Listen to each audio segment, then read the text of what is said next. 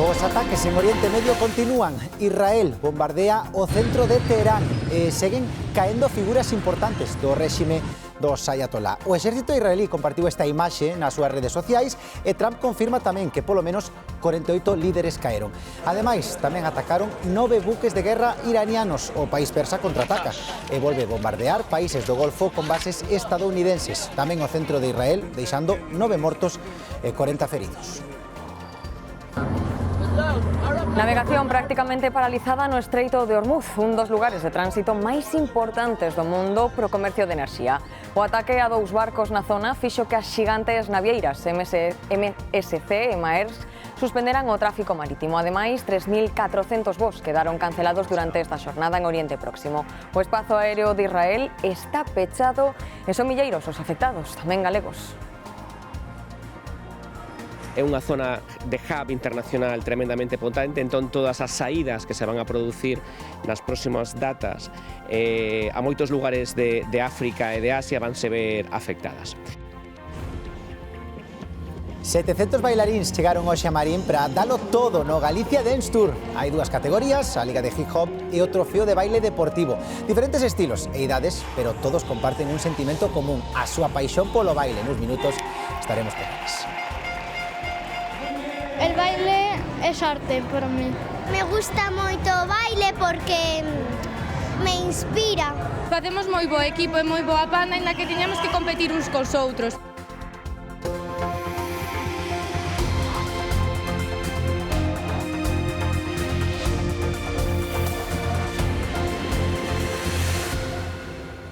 Saúdos, que tal? Boas noites. Recrúase o conflito en Oriente Medio ante os ataques dos Estados Unidos e Israel que provocaron a morte do líder supremo de Irán. O país persa contraataca bombardeando varias zonas. Imos ver máis polo miúdo cales son, Antía. Sí, David, porque o goberno iraniano afirma que non hai límites cando se trata de autodefensa. Por iso, nas últimas horas comezou unha nova ondada de ataques contra países do Golfo Pérsico nos que hai bases estadounidenses. É o caso de Kuwait, Bahrein, Irak, Qatar e os Emiratos Árabes. Neste último, tamén os mísiles alcanzaron o aeroporto de Dubái, o que máis tráfico aéreo move do mundo.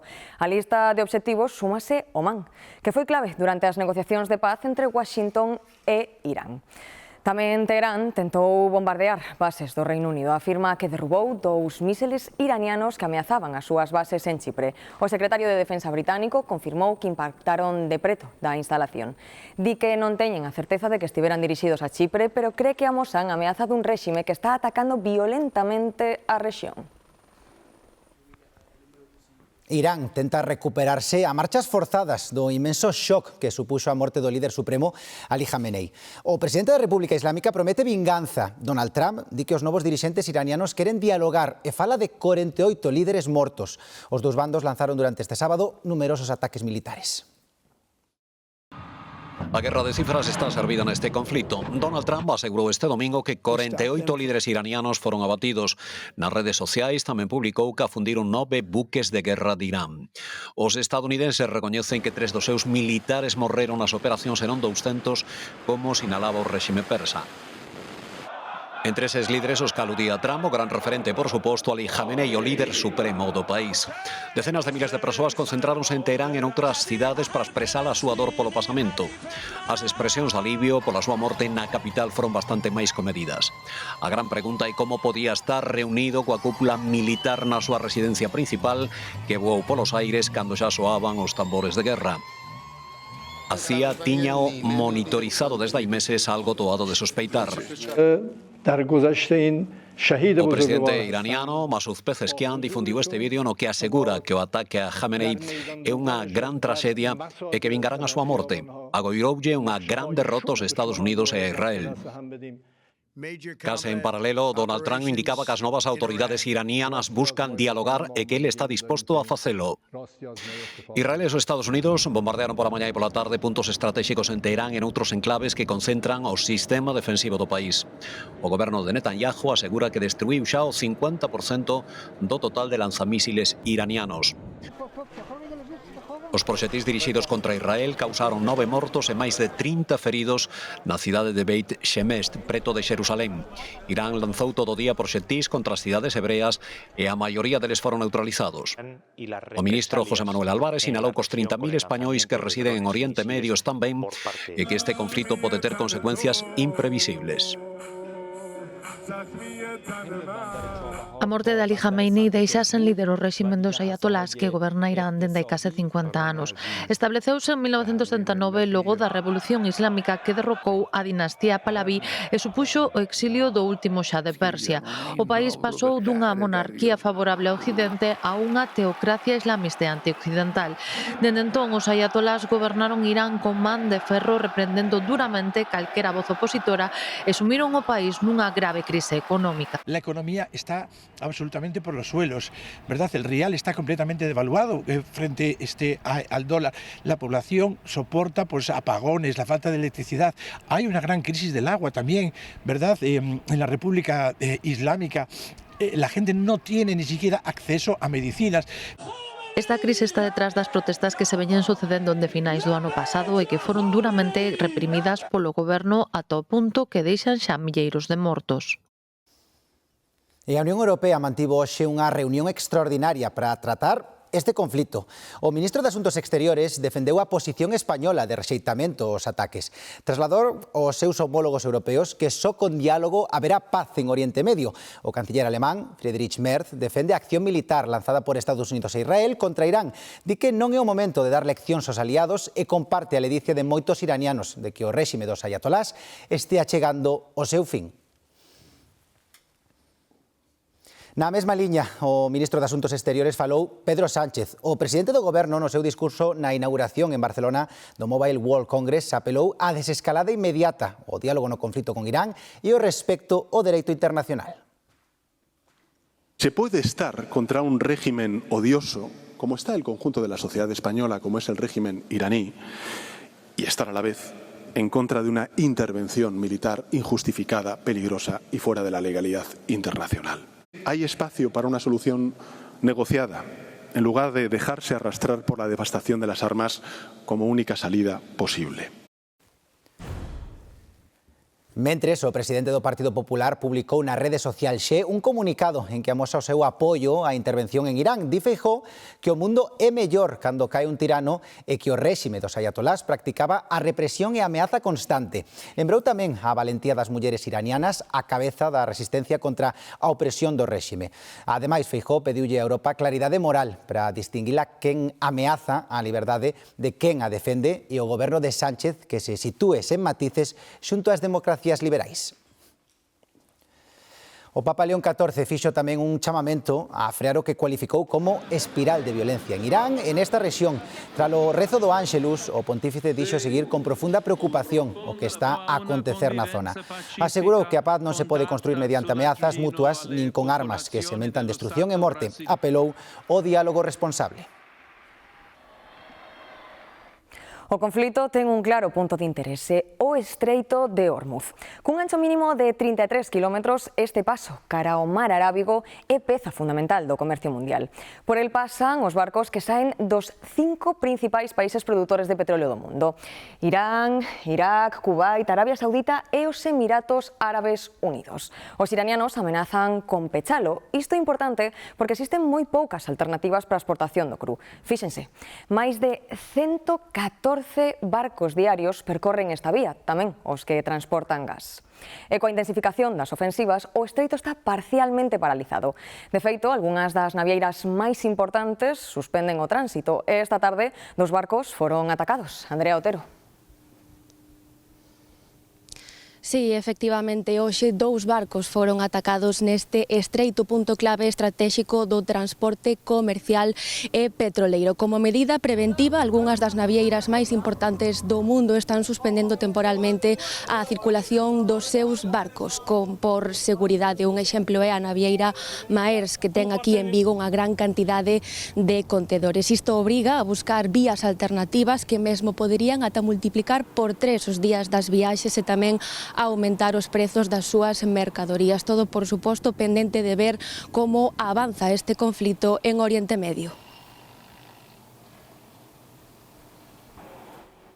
E toda esta situación vai repercutir nos prezos da enerxía. As opcións para o transporte de petróleo e gas son moi limitadas, polo que se mantén a demanda e baixa a oferta, o custo será maior. Ante isto, a Alianza Petroleira OPEP, liderada por Arabia Saudita e Rusia, aumentará en 206.000 barrís ao día a produción de cru. Non mencionan directamente o conflito en Oriente Medio, pero os mercados xa están en tensión. Iria Soengas. Si hai moita preocupación nos mercados polas repercusións que vai acarrear o conflicto, principalmente porque o Estreito de Hormuz, baixo control de Irán, é un punto estratégico polo que se transporta o 20% da produción mundial de petróleo e gas. Din os expertos que o prezo do barril de petróleo se vai incrementar xa mañá en canto abran os mercados, e as previsións máis pesimistas apuntan a que mesmo podería duplicar o seu prezo. Finalmente, será a duración do conflicto a que termine en canto se vai encarecer este xesto pros consumidores nas próximas semanas. Se a situación se prolonga, en unha situación severa, pois poderemos falar xa de aumentos de en torno a un 10-20% do prezo do cru. Nunha situación normal non debería aumentar moito, porque tamén chegamos a unha situación con certa folgura, non? Porque certos países, especialmente os Estados Unidos, Canadá ou Brasil, aumentaron considerablemente a produción. Bueno, aquí temos empresas como a refinería na Coruña, ou tamén empresas como Granito, que teñen certo comercio, certa relevancia no comercio desa zona, e aí sí que podemos esperar un maior impacto. Máis de 3.400 voos quedaron cancelados durante esta xornada en Oriente Próximo. Ademais do peche do espazo aéreo de Israel, as principais aerolíneas suspenderon tamén as operacións cara aos Emiratos Árabes, Qatar, o Líbano ou Xordania. Os propios aeroportos están sendo tamén atacados polos mísiles. Este é a imaxe que nos deixa o radar de voos en tempo real sobre Oriente Próximo. Case non hai ningún avión sobrevoando Irán, Irak, Kuwait, nin tampouco Israel. O espazo aéreo de Qatar tamén está pechado. Milleiros de pasaxeiros quedaron bloqueados sen poder saír dos lugares afectados, e neste momento o perigo non se restrinxe só ao espazo aéreo, porque os aeroportos son tamén obxectivos dos ataques, como a este, en Dubai. En Doha, o aeroporto está inoperativo polo menos ata luns, e os viaxeiros que facían escala aquí agardan desde hai 24 horas retornar a España, mentres escoitan as explosións. Se escuchaban bastante cerca y ahí sí que nos preocupamos bastante. Nos confirmaron desde el hotel que no podíamos ir al aeropuerto y que los vuelos quedaban suspendidos, con esa incertidumbre de no saber qué va a pasar y cuánto tiempo vamos a estar en esta situación. Desde as axencias de viaxes levan toda a fin de semana facendo un seguimento da situación que están a vivir os galegos con voos cancelados. Estamos monitorizando a situación dunha maneira moi precisa e traballando de maneira proactiva cos nosos viaxeiros que están, en primeiro lugar, en zonas afectadas, para darlles unha asistencia completa, información das embaixadas, situación real que se está producindo no lugar ou contrastando tantas informacións que en moitas ocasións en redes sociais non son exactamente como se pretenden dar. Realmente a nivel turístico unha situación tremendamente grave para nós, porque ven nun momento no cal, parece que non nos recuperamos dun conflicto internacional para voltar a outro. En canto aos viaxeiros que tiñan previsto voar nos próximos días por estes aeroportos, os axentes tratan de reprogramar as viaxes para que poidan saír por outras rutas. O Mobile World Congress regresa un ano máis a Barcelona. É un evento tecnolóxico que reúne os principais expoñentes do sector. Esta edición, a número 20, estará marcada tamén polo ataque a Irán. A cancelación de voos impide a chegada de moitos asistentes procedentes do Oriente Medio. O rei Filipe VI preside a cea inaugural acompañado polo presidente do goberno e polo da Generalitat. Entre os retos están que España teña un papel relevante no desenvolvemento da inteligencia artificial e mesmo gañar soberanía tecnolóxica a nivel europeo ante as tensións xeopolíticas actuais. Hoy, al volver la vista atrás, comprobamos que cada paso, cada edición, cada alianza, cada innovación ha ido trazando una senda firme. Se ha consolidado este Congreso como auténtico referente global. Alo menos 3 persoas morreron e outras 18 resultaron feridas nun tiroteo en Texas, en Estados Unidos. O FBI investiga o caso como un posible atentado terrorista. O tiroteo ocorreu a madrugada pasada nunha zona de bares frecuentada polo alumnado da universidade. O sospeitoso foi abatido pola policía no lugar. 3 dos feridos atópanse en estado crítico. En Galicia, o Partido Popular revalidaría a maioría absoluta en pleno ecuador da legislatura. Unha enquisa de sondaxe pro xornal La Voz de Galicia sitúa o PP como a forza máis votada na comunidade e o único partido que sobe en porcentaxe de votos con respecto ao último barómetro. Os populares obterían o 45,8% dos apoios. O BNG manteríase como a principal forza da oposición, con 31,7% dos votos, e pola súa parte o PSDG non consegue remontar, permanece como terceira forza política no Pazo do cun 12,5% dos apoios. Iso sí, Democracia Ourensana conservaría o seu deputado. Aquí, Vox e Sumar seguen sen obter os votos necesarios para entrar na Cámara Galega. O barómetro, por certo, tamén sitúa a Alfonso Rueda como o líder mellor valorado. Pois o propio presidente da Xunta ensina como avanzan as obras do Centro de Protonterapia de Galicia, o primeiro da Sanidade Pública Española, que estará aquí en Santiago. A través das redes sociais, Alfonso Rueda di que está máis preto de ser unha realidade tras visitar o búnker onde xa está instalado o acelerador de protóns. Aquí tratarán cada ano alrededor de 250 pacientes oncolóxicos con alta expectativa de supervivencia de Galicia, Asturias, Castela e León e Portugal. O tratamento de protóns permite administrar a radiación de forma moi localizada, reducindo os efectos secundarios. Prevén que empece a funcionar a finais deste ano ou principios do ano que ven. Este acelerador de protóns marca un antes e un despois na loita contra o cancro. E non estamos en Houston, estamos en Galicia. Estamos no primeiro centro público de protonterapia que vai haber en toda España. Con esta tecnoloxía, Galicia vai seguir estando a vanguarda da medicina oncolóxica e de absoluta precisión. E se teñen fillos, atentos porque isto lles interesa. Xa está aberto o prazo en Galicia para solicitar praza nos centros educativos no próximo curso escolar. E as solicitudes poderán presentarse dende hoxe e ata o 20 de marzo. Demetrio Morenza ten máis datos.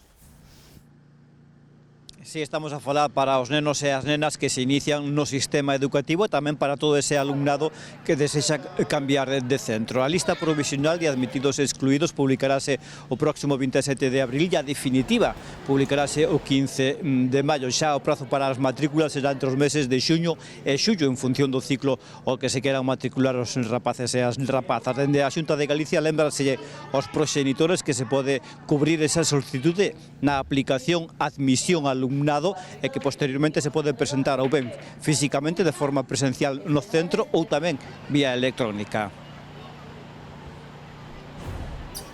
E máis problemas na liña ferroviaria. Un problema na infraestrutura ten cortada a circulación de trens de media distancia entre Padrón e Vilagarcía.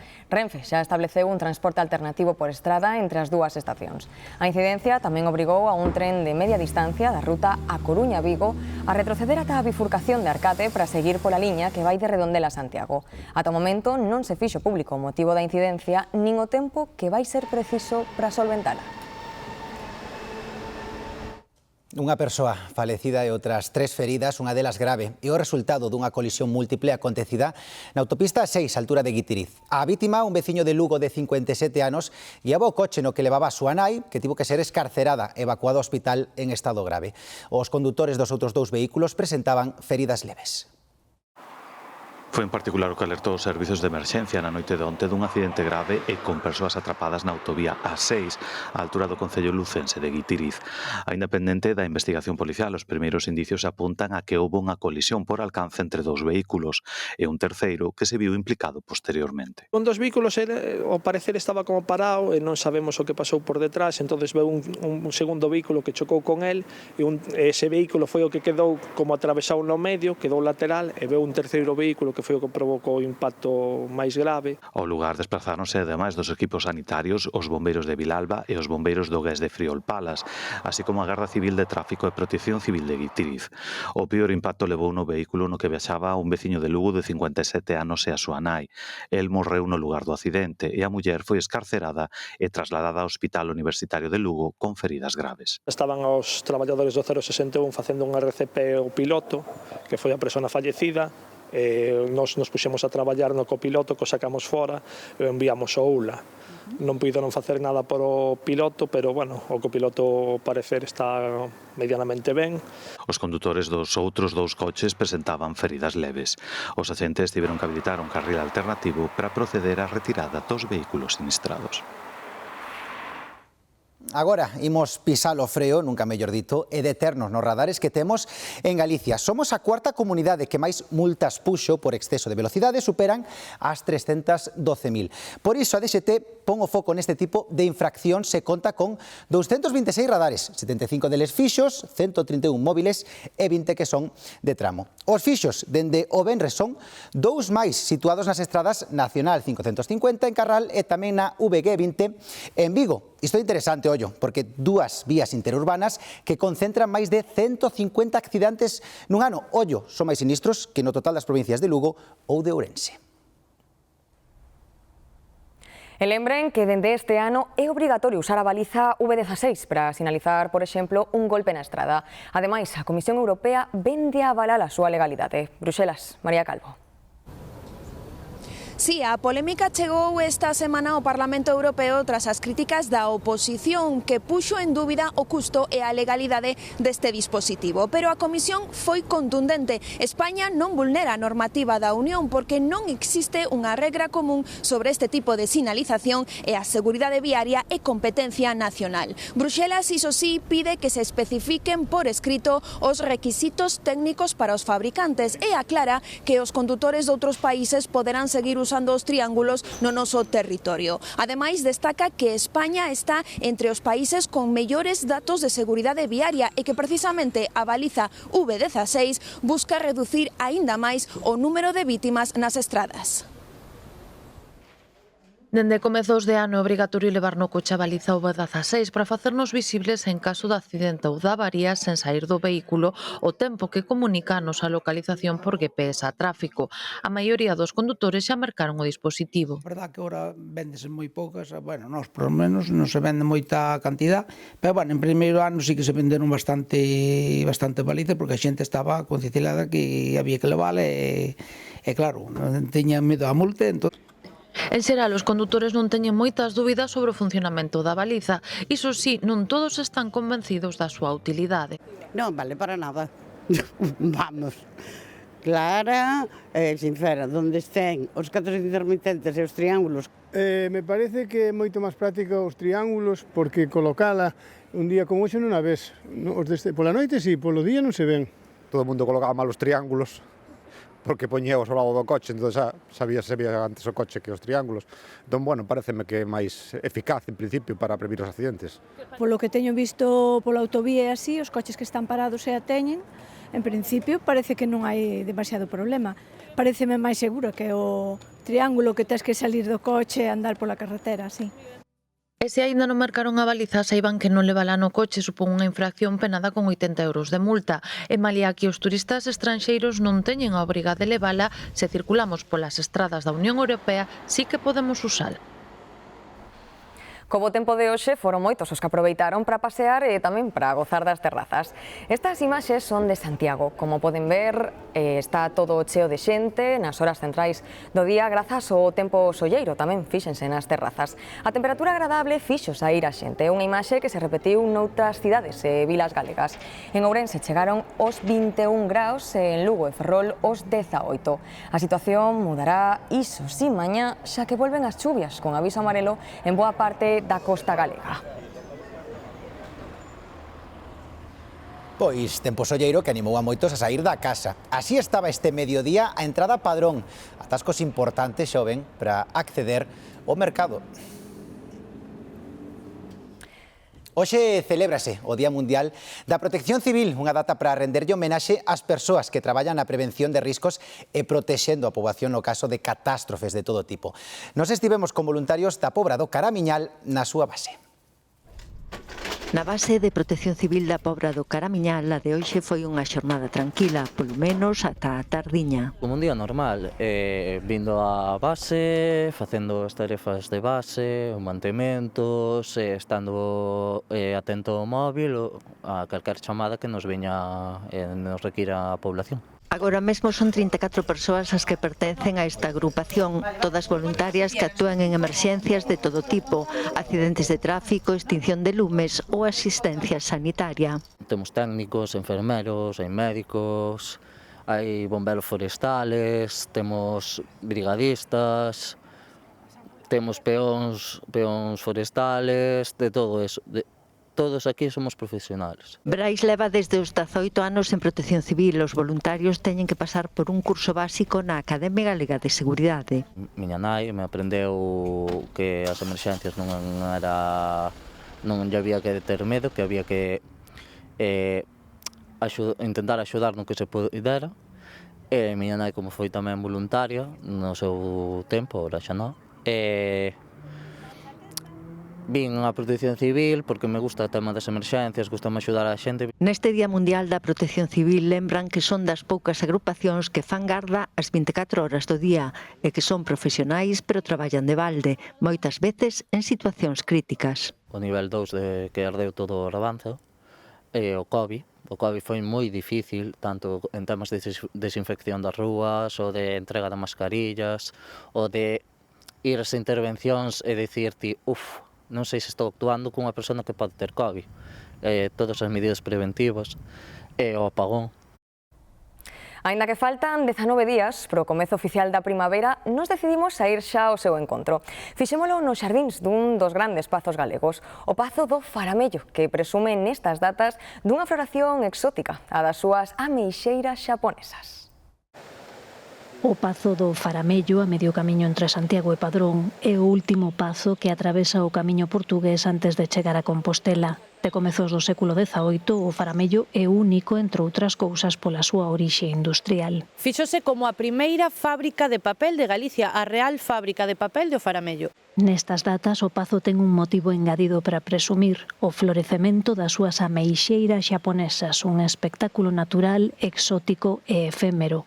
Nos enteramos por casualidad de que existía esta floración de origen japonés y que duraba solamente 15 días. Y dijimos, bueno, vamos a hacerlo inmediatamente. A razón pola que estas ameixeiras orientais chegaron aquí é unha curiosidade máis deste lugar. Porque no siglo XIX os pazos históricos, Faramello está entre eles, competiron a ver quen traía variedades diferentes e aquí trouxeron as ameixeiras. Isto permitiu descubrir que o clima húmido de Galicia vaille moi ben a esta pequena árbore orixinaria da China e domesticada no Xapón. Pois o que pode ser interesante vir en calquera momento do ano, pero especialmente agora. É moi bonito, moi bonito. A floración das ameixeiras xaponesas do Pazo do Faramello é un referente da primavera galega. Din que en Galicia comeza a primavera cando elas florecen, é o que se conoce como Sakura galego. Estes días os xardíns do Pazo permiten gozar tamén das magnolias, que coinciden en floración coas ameixeiras, e da coñecida como flor de inverno, a camelia, que aínda pode aguantar ata mediados de abril. No Pazo hai 300 variedades. Paga pena ir visitalo. Marín converteuse hoxe na capital galega da danza deportiva. Centos de bailaríns participan no Campeonato de Baile Latino e tamén de Hip Hop, unha modalidade que estrea a liga desta temporada. Xoan Pereira. Case un milleiro de persoas de todas as cidades xuntáronse hoxe para bailar neste pabillón de Marín, competindo en dúas modalidades distintas. A máis numerosa, a que máis participantes reúne e que agora enche a pista é o hip hop, un estilo que ano a ano gaña adeptos entre a mocidade do país. Hoxe arranca a competición xa que a primeira das 5 probas que puntúan na Liga Galega. Pola mañá foi a quenda do baile deportivo, estándar e latino, caribeño e danza coreográfica. Outro xeito máis divertido se cadra de facer exercicio e fomentar o compañerismo. En individual, dúos ou grupos, cativos, mozos e maiores. Todos poden bailar o hip hop, esa danza moderna en que os corpos expresan o seu libre albedrío. E aí radica en parte o seu éxito entre os amantes da danza. A mí me gusta moito o baile porque me inspira. Podes expresarte como queres, é o baile onde máis podes ser ti mesmo, non teñes que seguir unhas pautas como noutros bailes que son máis técnicos. O hip hop tamén é moi técnico, pero ten esa parte de expresividade que gusta moito. Esta é a primeira das 5 probas puntuables para o Campeonato Galego, con case 700 participantes inscritos. Menos concorrencia, pero con igual entusiasmo, ten o baile deportivo clásico, cos seus diferentes estilos. Bailes caribeños, bachata, salsa e todo isto. Continuamos con bailes estándar, que son os máis clásicos, vals, tango, vals vienés, slow fox e quickstep. Modalidades que requiren moita práctica e compenetración se falamos da versión en parella. Sobre todo a técnica. Ten moita técnica, expresión, a expresión corporal, complicidade, a complicidade que ten cada un, a conexión que ten a parella. Con alrededor de 1.500 licencias conta agora a Federación Galega de Baile Deportivo, a terceira comunidade do Estado. E somos berce de grandes campións. De feito, temos títulos mundiales tamén en coreográfica, en hip hop, en caribeños, por lo tanto temos un punto aquí importante de calidade no baile deportivo. A mí me gustaría llegar a ser campeón do mundo. Pois para chegar a iso non se pode parar de bailar. E no tempo, unha das consecuencias da sucesión de borrascas deste inverno en Galicia é que se tiveron que suspender as campañas de excavación arqueolóxica. No Castro Ourensán de San Vicente en Avío acaban de retomalas e non sai do asombro coas xoias que están atopando. O Castro de San Vicente, o San Vicenzo e dos de máis recente excavación en Galicia comenzaron en 2023 e non deixa de sorprender. Na zona onde están traballando agora aflora unha vivenda romana co seu banco de pedra e as bisagras das portas de 25 kilos de peso. Se soportaría a través dunha pedra e un furado, pois un poste de madeira que é o que faría xirar a porta.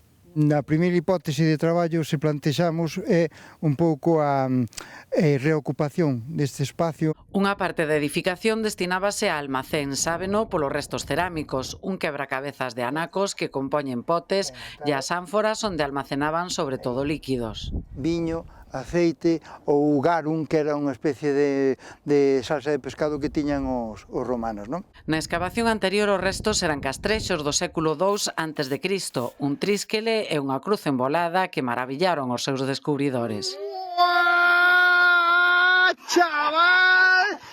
O orgullo esténdese aos veciños de Avión. A comunidade de Montes está entregada ao proxecto e tamén a Asociación Cultural Vive Avión, que presume do lugar estratéxico onde se asenta o Castro, con vistas de 360 graus. Nestas últimas nevaradas que houve, pois temos unha foto sacada desde aquí, con Pena Corneira no medio e ves ao fondo Cabeza Manzaneda. O sea, con decirche eso, creo que xa queda todo, xa queda moito dito, ves o invernadoiro. Por en valor o Concello de Avión, non só polas casas e os cartos, sino polo todo o que temos aquí, o patrimonio que hai aquí. E queda aínda moito por escavar, incluídas as murallas que rodeaban e protexían o asentamento. Sirat, de Oliver Laxe, obtivo 6 galardóns na Gala dos Goya, o filme máis premiado. Con todo, os máis importantes foron para Los Domingos, de Alauda Ruiz de Azúa. Sí, e tamén o director de animación, Alberto Vázquez, foi outro nome destacado do cinema galego nesta gala. Na festa dos Goya, o director coruñés Alberto Vázquez celebraba deste xeito o premio á mellor película de animación. Co seu filme Decorado obtivo o que é xa o 5º Goya da súa carreira. Moi contentos polo equipo, moi contentos por nós, polo proxecto, é unha segunda vida, se volve a falar da peli outra vez, entón, bueno, moi contentos. Sirat, de Oliver Laxe, foi o filme máis premiado. Obtivo 6 dos 11 premios aos que aspiraba, entre eles o de mellor son, mellor montaxe e mellor dirección de fotografía. Cumpríase así o desexo do seu director. Que os meus compañeiros, o seu traballo dos artesáns cos que traballei, de toda a xente que traballei, se xa premiado, claro. A gran triunfadora desta edición dos Goya foi Los Domingos. O filme de Alauda Ruiz de Azúa obtivo os principais premios artísticos, entre eles os de mellor película, mellor dirección, mellor guión e mellor actriz protagonista. Tras os Goya, o camiño de Sirat segue adiante. A próxima parada será nos Ángeles o 15 de marzo. O filme de Oliver Laxe é candidato aos Óscar na categoría de mellor película internacional e mellor son. Nos vamos a seguir igual. E na Coruña, hoxe, 4.500 atletas percorreron as rúas. Foi en dúas probas, a carreira dos 5 km e a media maratón C21. Os corredores e corredoras saíron da avenida de Montoto e percorreron algo máis de 21 km ata chegar á Praza de María Pita. O gañador na categoría masculina foi o keniano Meshak Kipburkat, que bateu un novo récord histórico da proba facendo un tempo dunha hora, 1 minuto 12 segundos. Na categoría feminina, a vitoria foi para a venezolana Edimar Brea. Ben, pois toda a información que fomos tratando neste telexornal, tamén sobre todo que foi polo miúdo esa información sobre o que está acontecendo no Estreito de Hormuz, tamén en Oriente Medio, van a ter pormenorizadamente a nosa página web en G24, tamén en g24play.gal, que ali continúa como sempre actualizada minuto a minuto.